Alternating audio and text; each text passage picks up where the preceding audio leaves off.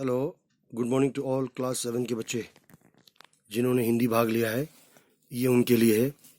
हम आपको पढ़ा रहे थे पार्ट 5, मनुष्य को कितनी ज़मीन चाहिए। भाग 1 पूरा हो चुका था, अब बारी है भाग 2 की और पेज नंबर है 34।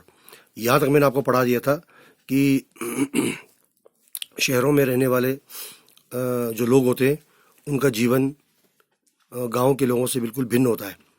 अब उससे आगे देखिए यहाँ से। इसी बातचीत में काफ़ी समय बीत गया था, इसलिए दोनों बहनें रसोई में काम करने चली गई।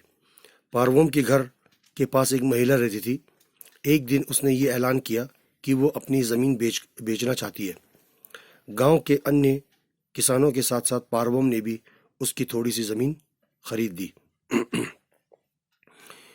उसके अतिरिक्त उसने अपने एक रिश्तेदार से भी थोड़ी सी ज़मीन और ख़रीद ली, क्योंकि पार्वोम अधिक से अधिक अनाज उगाकर पैसा इकट्ठा करना चाहता था। अब पार्वोम मेहनत करके काफ़ी अनाज पैदा करने लगा और उसने उस अनाज को बेच डाला, जिससे उसके पास पैसा ज़्यादा इकट्ठा होने लगा। एक दिन पार्वोम के पास एक किसान आया। उसने पार्वोम को ये बताया कि रूस की प्रसिद्ध वोल्गा नदी के पास एक नई बस्ती बसाई जा रही है। वहाँ बसने वाले हर आदमी को 10 बीघा ज़मीन, 10 कनाल ज़मीन मुफ्त दी जा रही है। उस ज़मीन में बहुत अच्छी पैदावार होती है। वहाँ की जलवायु फसल के लिए बहुत ही अनुकूल है। कुछ समय पहले वहाँ एक गरीब आदमी गया था, जिसने उस ज़मीन में गेहूँ पैदा कर 5,000 रूबल कमा लिए थे। रूस में चलने वाली जो करेंसी है उस करेंसी को रूबल कहते हैं। तो उस किसान ने 5,000 रूबल कमा लिए थे। ये खबर सुनकर पार्वोम की आंखें खुशी और आश्चर्य से फैल गई। उसे बड़ी हैरानी होने लगी। उसने सोचा कि उसे भी वहाँ जाना चाहिए और जल्दी जल्दी वहाँ जाकर उसे बस जाना चाहिए। वो बड़े उत्साह से उस स्थान पर पहुँचा। उसके परिवार में कुल 5 लोग थे, इसलिए उसे 50 बीघा ज़मीन मुफ्त में मिली। ये उसके गांव की ज़मीन की तुलना में 2 गुना अधिक थी। वो इस ज़मीन में गेहूं पैदा करके उसे बेचने लगा। धीरे धीरे उसके पास काफ़ी धन इकट्ठा होने लगा, रुपया पैसा जमा हो गया। लेकिन अभी भी पार्वोम पूरी तरह से संतुष्ट, इत्मीनान नहीं था। वो और अधिक ज़मीन चाहता था। एक दिन उसने एक व्यापारी, एक सौदागर से ठेके पर कुछ ज़मीन ले ली। उस ज़मीन पर भी गेहूं की काफ़ी अच्छी फसल हुई और उसने खूब पैसा कमाया। अब वो ठेके की ज़मीन से खुश नहीं था। वो चाहता था इतनी ही ज़मीन उसके पास अपनी और हो जानी चाहिए।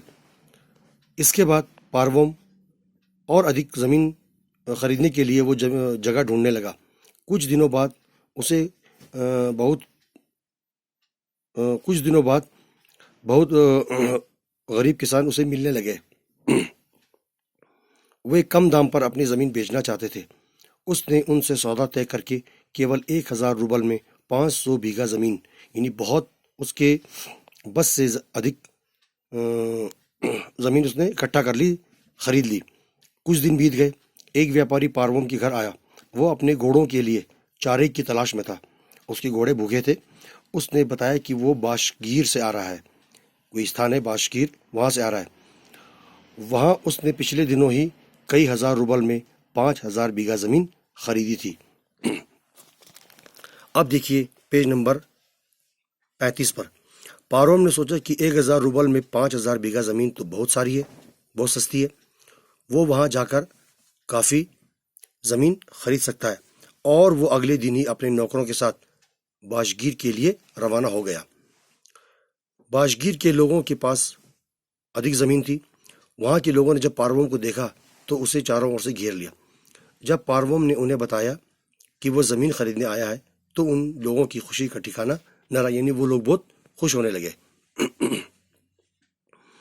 गांव के मुखिया स्ताशीन ने उससे कहा, हमारे पास बहुत ज़मीन है, जितनी चाहो खरीद सकते हो, पर हमारी एक शर्त है तुम लोगों से।